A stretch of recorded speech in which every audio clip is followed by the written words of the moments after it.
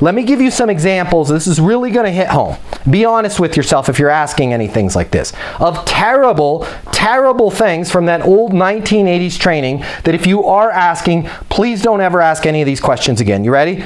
Hey, Chad, what's keeping you up at night? Hey, Chad, what's keeping you up at night? Because somebody trained you, some sales manager, ask them what's keeping them up at night. Because then they'll tell you what's keeping them up at night and you'll know what to sell them.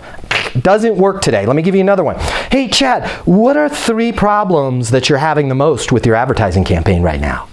Right?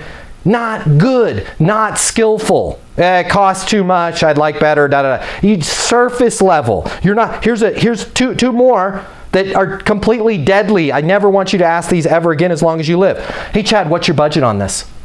Hey, Chad, what's your budget on this? Or how about this one? Hey, Chad, who else besides you will need to be involved in the decision? Hey, Chad, who else, as we go through this, who else besides you would need to be involved in the decision?